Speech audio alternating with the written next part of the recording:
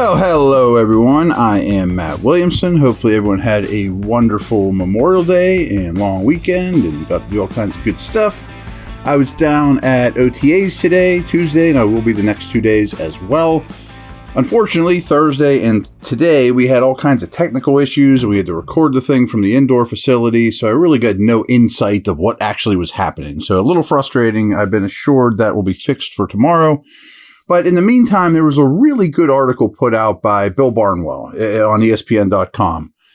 And it is lengthy. I mean, he went and he ranked all 32 teams in pretty great depth of their off seasons as a whole. So today's podcast, I want to talk about the bottom three teams, the top three teams, and then how the Steelers in the second half of the podcast correlate to those. So we'll go 30, 31, 32, and then we'll do 1, 2, 3, and then I'll talk Steelers. So at 30, I really agree with him. He has the Raiders having one of the league's worst off seasons. Going from Carr to Garoppolo, to me, is at best a lateral move. But he's, Garoppolo that is, much less reliable from a durability standpoint. I don't think he's as good a player. And I think it's a lot of, well, Jimmy's a former Patriot. I know who he is, so that's what we're going to do because I'm Josh McDaniels and I'm the former Patriot as well. And the Raiders, to me, if you rewind one whole year, Russell Wilson had just gotten traded to Denver. The Chiefs were, the Chiefs. And although they just traded Tyreek. And the Chargers had signed Khalil Mack and all these guys, and they're going to be the sleeper team. This is the best division in football. And I think what the Raiders did, and I think this is where their mistake started, was a year ago, is they misevaluated where they were 1 year ago. I think they had a sit down and said, okay, should we go trade for somebody like Devontae Adams and go all in here and try to compete with this, what looks like a really, really tough division? Or do we punt and then trade Carr then and regroup? And they went all in, as if they were in Vegas in reality and put all their chips in the middle. And I think that they're paying for it now. And this offseason is another extension of that. Sure, they added an edge pass rusher in the draft to put opposite Max Crosby. That's fine. But the rest of the defense is still very lacking. And what bothers me about Garoppolo isn't even moving from Carr to Garoppolo. It's not something I would have done. It really didn't even save you that much money. But especially considering he's hardly ever on the field, if you had Garoppolo and Will Levis or some young, or Trey Lance, some young guy with upside, I could understand true placeholder in Garoppolo. But they don't have that guy. Aiden O'Connell, they drafted in like the 5th round. So there's not even that kind of fallback plan. So I think this is sort of a rudderless situation. And, sometimes you keep talking Vegas-isms here. You got to know when to hold them and you got to know when to fold them. And they folded them when they should have holded them, or the opposite, last year. And now they're paying for it. And frankly, I think the Raiders are going to be one of the worst teams in the AFC. And it's kind of been a 2-year project of doing that since Josh McDaniels got on board. The team with the 31st best offseason is the Rams. And I can't fight that. But they got a ring for it, So they went many years. The last time that the Rams have used a first-round pick, folks, was on Jared Goff. Think about that. First overall. That's the first time it's the most recent first-round pick made by the Rams. But they won a Super Bowl by trading away first-round picks for Jalen Ramsey and Matthew Stafford, et cetera, over the years. And contrary to popular belief, they still always made a lot of picks, a lot of mid-round picks, 3rd, 4th rounders. But right now, it's showing that those mid-round picks just aren't paying off for them. They haven't drafted particularly well. And I do think the offense has a chance to be okay if Stafford can stay together. Kupp comes back. I will say that Denver and the Rams were the most injured teams in the league last year. That's unlikely to occur. But I just gave the Raiders a hard time for their defense. Oh, man. If you have free minutes, go to ourlads.com. They have the best depth charts in the NFL. And if you just look at the Rams defense, there's Aaron Donald and nothing. I mean, it is a barren wasteland of young guys, of undrafted dudes, of unproven dudes, none of whom really have pedigree. I mean, they have a linebacker, Jones, who's a good player. But basically what's happening to them, and which is fine, is all their credit cards are coming due. I mean, it's time to eat your vegetables if you're the Rams, because they went all in, and good for them. They got a ring.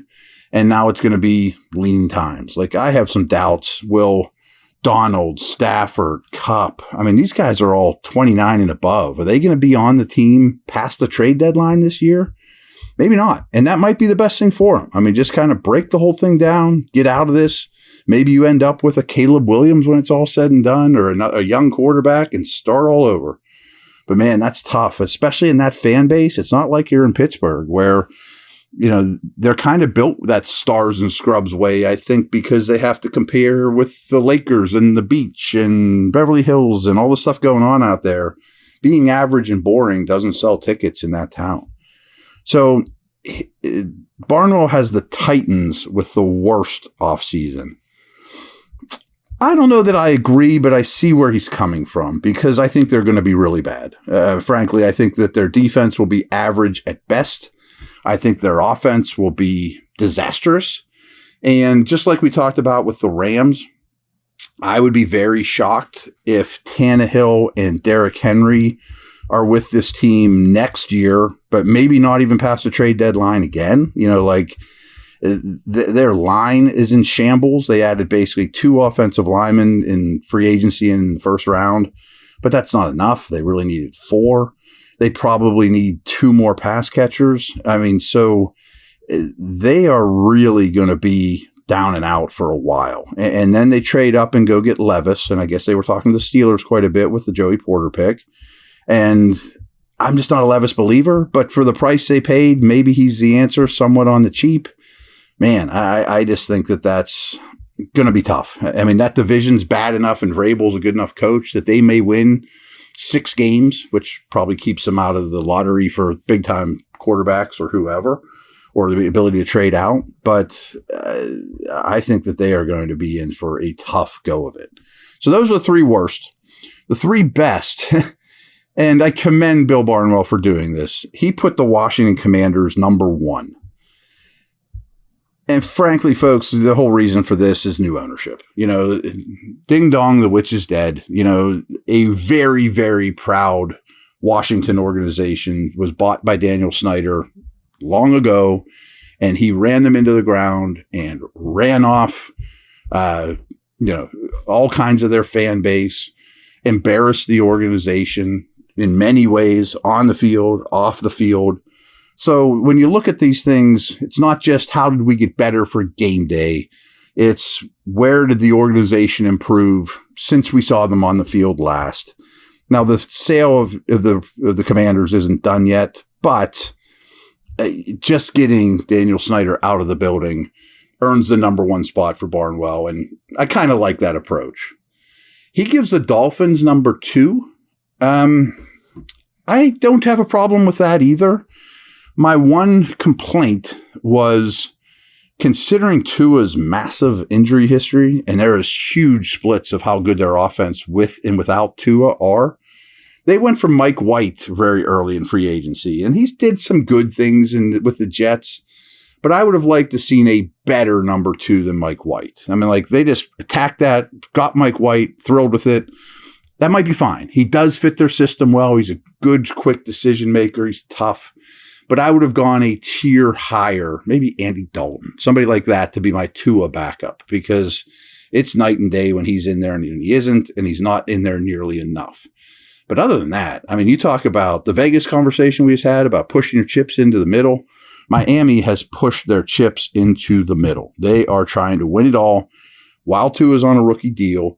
And they're aggressive as can be. And this goes back to last year, trading for Bradley Chubb. We talked about the Rams earlier. They go and they trade for Ramsey. But my favorite move they made was bringing in Vic Fangio as a defensive coordinator. You know, a young offensive-minded head coach can take that whole defensive side of the ball, give it to Vic, and say, you do that, I'll do the offense. and let's go. Because I think the Dolphins have a chance to be really good. They're really fast. Their defense is loaded. So I think this is a really interesting team, a really interesting team build. And I think the offseason's been good to them. So I don't have a problem with them being number 2 whatsoever. I have a little problem with this last one. Again, we'll go to a break here in a minute and talk Steelers. Dallas Cowboys at 3. I just didn't love their draft. Yeah, I didn't think the draft broke particularly well for Dallas. I think they wanted Kincaid, and then they settled for Schoonmaker in the second round at tight end. But they went out and traded for Brandon Cooks. They traded for Stephon Gilmore. You know exactly what you're going to get in those dudes. They're former Pro Bowlers. Gilmore's a former Defensive Player of the Year. You know, like, that's a good team buying quality veterans on the cheap. Didn't invest a lot in terms of draft capital to get those guys in. I'm a massive Dak Prescott believer. He threw too many picks last year, but some of those were, circumstantial, and that's not really who he is. They have Micah Parsons. They have a tremendous defense. I think getting Elliott out in terms of just who touches the ball is good for them. Pollard, I think, will be your bell cow. CeeDee Lamb is really good. They've always invested in the offensive line. So I think it was a really solid offseason for Dallas, but they wouldn't have been number 3 for me.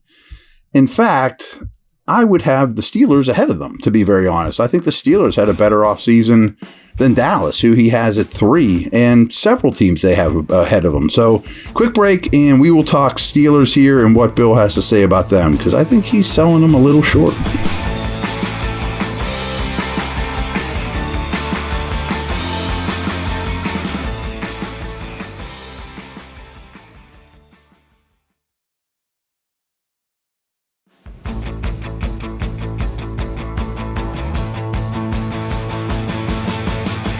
All right, so he has the Steelers at 10. And I tell you guys this a lot. If anything, I don't think I'm a Steelers apologist for some of these lists and big picture national things. If anything, I think I'm harsher on the Steelers than the other 31 teams. And I have a hard time nitpicking this offseason. I mean, some of the things he said about what went right. Boy, the offensive line got better. And he talks about that quite a bit. I didn't expect the offensive line to get that much better. I thought they'd add a tackle or, maybe a swing guy or something, but not as much as they did. I mean, now they have 9 quality, that might be a stretch, but they have a lot of NFL linemen and some potential stars in Solomalu and Jones at premium positions, especially Jones. So I think that is selling them a little bit short. What went wrong, I do agree with. He said the inside linebacker cycle churned on. This isn't supposed to happen to the Steelers. It's a product of 1 or 2 moments of awful luck. He mentions Shazier. He mentions Bush, that they have tried, take some big swings, and it hasn't worked out. Obviously, the Shazier situation is tragic and is something that's really hard to overcome as a team builder, and they haven't really. I don't hate Holcomb. I don't hate the group that they have, but I think it was the worst position group on the team last year, and it might be still, although I think it's better. I mean, if you can have more big plays off the ball than they did last year, that would be helpful. They have nowhere to go but up. Holy cow. But it's not going to be a strength. It's not a high-end group of linebackers. Maybe Mark Robinson proves me wrong, but I don't see a great prospect sitting there in the, waiting in the wings that's ready to, jump to the top of the list. But I also think that maybe the new team builders aren't as big. You have to cut corners somewhere when you team build. And cutting corner at linebacker to me is good about as you can ask for, to be very honest with you. If you're going to cut corners there, I can live with it. I'd rather be strong up front. I'd rather be strong at corner. Those are the premium positions. So I understand that. Maybe that's just something we have to get used to, is we're just going to have bodies at the second level for the Steelers, and that's fine. And you just recycle them, and maybe you hit a diamond in the rough in the 4th round, or maybe a solid signing, or a guy like Cole Holcomb is a fixture for 4 years and is a good, not great player. I can live with that if everything around them's fine. But I'll be honest, I like this article. It is lengthy. Urge you to check it out. But having the Steelers 10th in terms of who had the best offseason, I don't agree with at all. I really would have them at the top of the league, and I firmly believe that. So thanks, everyone. We will talk soon. Talk tomorrow. Over and out.